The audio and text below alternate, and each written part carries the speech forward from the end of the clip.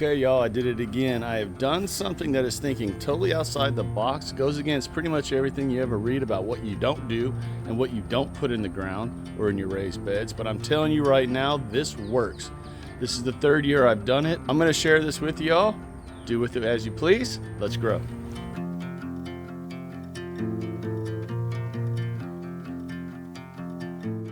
Check out all the watermelon growth that I have going, including that watermelon right there.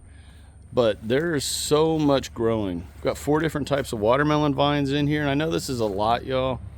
A lot's not gonna grow because of all this, but I always go big or go home. Good basil. We got cantaloupes over here finally starting to take off. Okay, so what did I do? What did I do to get that kind of growth in that area? Where last year I didn't have very much growing right there. I wasn't able to get a bunch growing. Now, I did the exact same thing last year right here in this bed, right in here. And I'm putting up right here how well the Kahari melons did in this section last year. Y'all, I think I had 20 or more of those little Kahari melons out of this section right here. And the vines and the plants were just going crazy. And even right now, you can look, see how well these beans are doing. They are doing great in this section. And I even did the exact same thing right over in here late in the fall. And you can see how well these Rampincati zucchinis are doing. I mean, y'all, look at that thing. It's huge.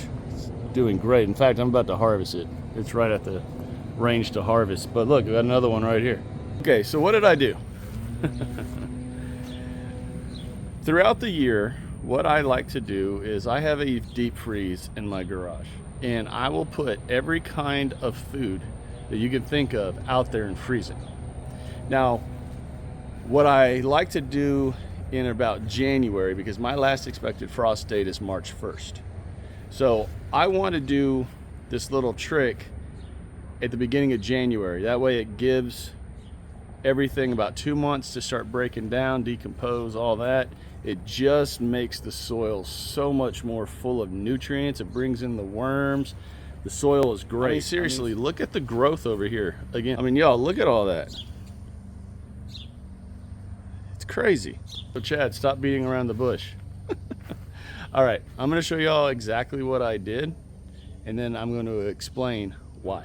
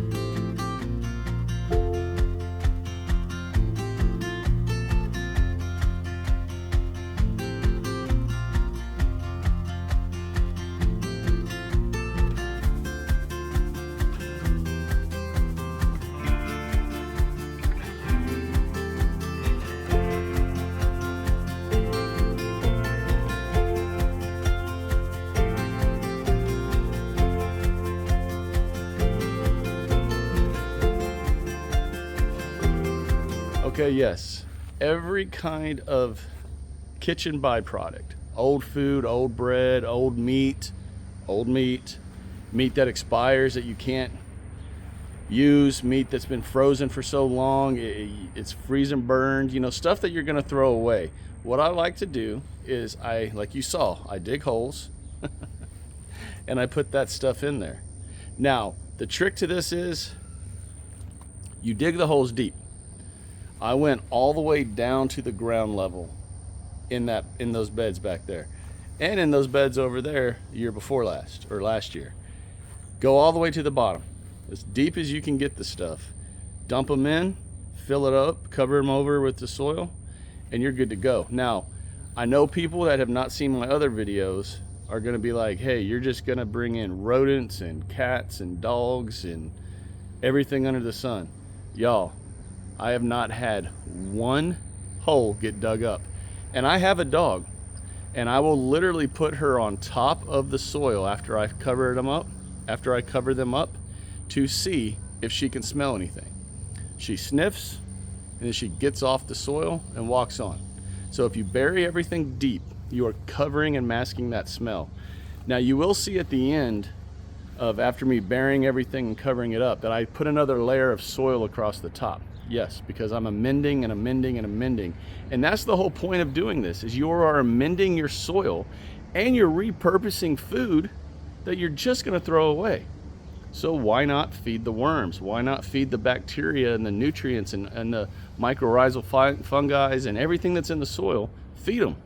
Let that soil become just a hotbed of nutrition, because I have not had a single issue doing this. Not one. Now, if you all followed my channel last year, I did have a rodent problem, and it was because of the melons that I was growing right here, those Kahari melons. Those little things will go from green, which is unripe, to a beautiful orange, which is ripe, in like hours. And I'm not joking. It's quick. As soon as they start to ripen, you can smell that melon smell. And it was that point, 3 years of me gardening, that was the first time I ever had a rat in the backyard. And last year, y'all, because I had all those melons, I was killing, let's just say, north of 20 rats. Now, if y'all are against killing, that's on you. I'm not, because if they're a rodent, they're gone. If they're a pest, they're gone. If it's something that's gonna bring disease or attack my garden, if I can deal with it, I'm gonna deal with it. Shouldn't be any judgment either way. I'm just keeping it real, y'all. I ain't putting up with rats. No. I think the whole key to doing this is do it when you have the time to allow nature to break things down. You're not planting on top of it. You're not rushing the process. You're just allowing nature to break things down and to kick those nutrients out into the soil.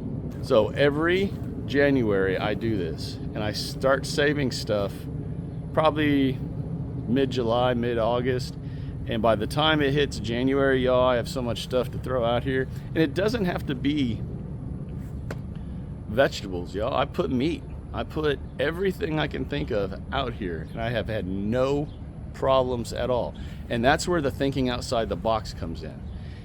I've said from the very beginning of this channel, I like to push the limits. I like to try things differently. I want to constantly push what's accepted and experiment and have fun. And this is something that as soon as I started doing it, I've had no issues at all. I've even poured milk in the holes and no issues at all. Now, I won't do this on a compost pile because the compost pile is exposed and out and you're going to smell it. But in the soil, a foot deep in the soil, no issues at all. And I highly recommend everyone try it at least once, unless you live in an area that you have rampant rodents like opossums and, you know, whatever, stuff that likes to dig.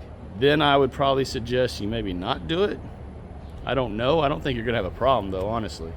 When I could put my dog on top and she doesn't smell anything, I don't think you're gonna have an issue. But warning, I'm just throwing this out here. If you feel uncomfortable doing this, don't do it. But if you feel comfortable trying, I'm telling you, you're not going to have a problem. And you're going to have success in whatever it is that you're planting on top of that area. Okay, so I know some of the viewers right now are thinking, man, this dude is nuts. And yeah, it might be. But you know what? This works. And I want to share it. And it was an experiment that I did a couple years ago. And every year I have success like this right here. And I will have even more watermelons growing on this. And there's probably watermelons down in there that I just haven't gone down in to check out yet. But don't be afraid to think outside the box. And y'all, don't be afraid to just push the limits. Have fun with it. If it works, great. If it doesn't work, great. But either way, you're trying, you're having fun, you're pushing boundaries and just enjoying the journey, which is gardening. If y'all enjoyed this video, if you think I'm just crazy or whatever, or you just want to share it with someone and say, man, this guy's, you know, a little cray-cray, cool.